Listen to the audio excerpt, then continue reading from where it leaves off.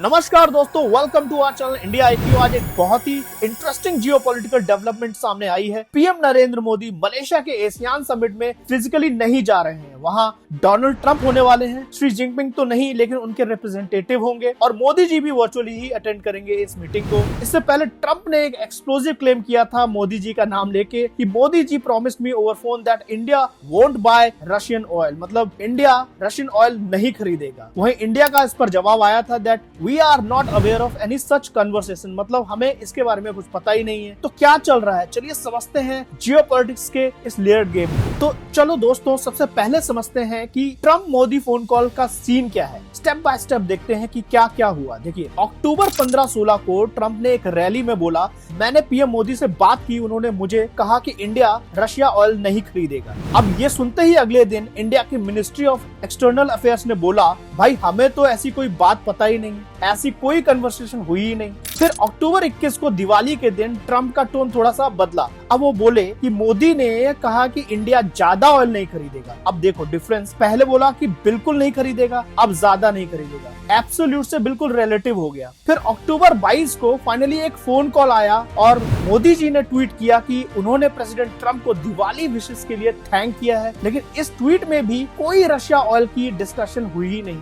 आज 23 अक्टूबर ट्रंप का एक नया स्टेटमेंट आया है कि इंडिया साल के एंड तक रशिया ऑयल नहीं खरीदेगा, वरना मैसिव टैरिफ झेलने होंगे उनको। अब यहाँ पैटर्न समझते हैं कि क्या हुआ दोस्तों। Trump clearly public pressure build कर रहे हैं, अपने देश के ऑडियंस को दिखाना चाहते हैं कि मैं रशिया पर टफ हूँ और साथ साथ इंडिया पर ट्रेड डील के लिए प्रेशर बना रहा हूँ। लेकिन इंडिया का रिएक्शन देखिए, बिल्कुल ही कंपोज्ड है। ना वो डायरेक्टली कॉन्ट्राडिक्ट कर रहे हैं, ना कंफर्म कर रहे हैं, बस एक लाइन कामली रिपीट करते हैं कि India is diversifying it's energy resources और इंडिया अपने हितों के हिसाब से डिसीजन लेगा। यानी सिंपल वर्ड्स में इंडिया कह रहा है कि हम अपनी एनर्जी पॉलिसी अपने इंटरेस्ट के हिसाब से बनाएंगे, किसी के प्रेशर से नहीं। तो दोस्तों, इंडिया ने इसका एक ऑफिशियल रीजन भी दिया है कि मोदी जी आसियान समिट क्यों स्किप कर रहे हैं। उसका रीजन है दिवाली सेलिब्रेशंस, बट हम सब जानते हैं कि इसके एक्चुअल रीजंस कुछ और ही हैं। चलिए समझते हैं एक एक करके। देखिए, इसकी टाइमिंग बहुत ही ऑकवर्ड है। इंडिया यूएस ट्रेड डील अभी फाइनल स्टेज में है, पर अभी साइन नहीं हुई है। अगर मोदी जी फिजिकली ट्रंप से मिलते हैं तो मीडिया सर्कस तो गारंटीड होगा, क्योंकि बहुत से सवाल जवाब हो सकते हैं। रशियन ऑयल कब बंद करोगे, या फिर टैरिफ डील कब साइन होगी, इन सब सवालों के जवाब देना अभी मोदी जी के लिए मुश्किल होगा। तो इससे बेहतर है कि इस मीटिंग को वर्चुअली ही अटेंड किया जाए। वहीं दूसरी तरफ देखें तो इंडिया पर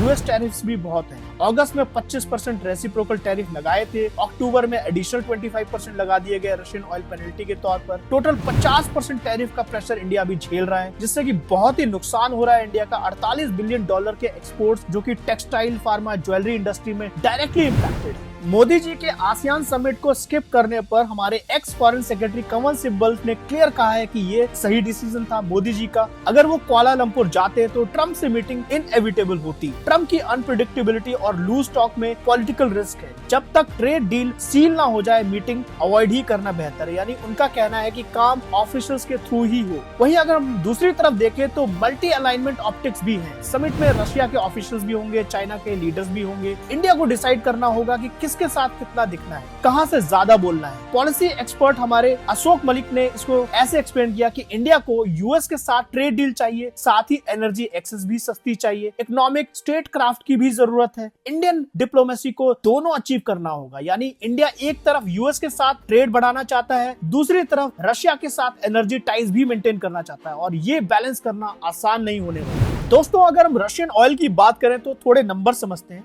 2022 से पहले रशियन ऑयल का शेयर इंडिया के इंपोर्ट्स में नेग्लिजिबल था, मतलब काफी कम था। वहीं यूक्रेन वॉर के बाद ये 33 से 38% तक बढ़ गया। इसका रीजन था दोस्तों कि $25 से $30 पर बैरल डिस्काउंट इंडिया को मिल रहा था। रशियन अर्न कर रहा था इंडिया से करीब $400 to $500 मिलियन पर डे। तो ट्रंप का लॉजिक ये है कि अगर इंडिया इसको बंद कर दे तो रशिया फाइनेंशियली हर्ट होगा और यूक्रेन वॉर रुक सकता है। पर इंडिया का स्टांस भी क्लियर है। यूरोप भी इनडायरेक्टली रशियन गैस ले रहा है। इंडिया ह्यूमैनिटेरियन एड भी दे रहा है यूक्रेन को, करीब $300 मिलियन अब तक दे चुका है, पर अपनी एनर्जी सिक्योरिटी कॉम्प्रोमाइज नहीं कर सकता। वहीं फॉरेन पॉलिसी एनालिस्ट सी राजा मोहन ने कहा था, इंडिया की फॉरेन पॉलिसी ट्रांजैक्शनल नहीं है, वो ऑटोनॉमी के बेस पर चलती है, प्रेशर से नहीं बल्कि पॉलिसी से। यानी इंडिया कह रहा है हम अपने इंटरेस्ट के हिसाब से डिसीजन लेंगे, किसी के डिक्टेट पर नहीं। आगे चलकर अगर ये डील फाइनलाइज होती है तो दोनों साइड के लिए विन विन सिनेरियो बन सकता है। यूएस को एश्योरेंस मिल जाएगी कि इंडिया रशिया पर डिपेंडेंट नहीं,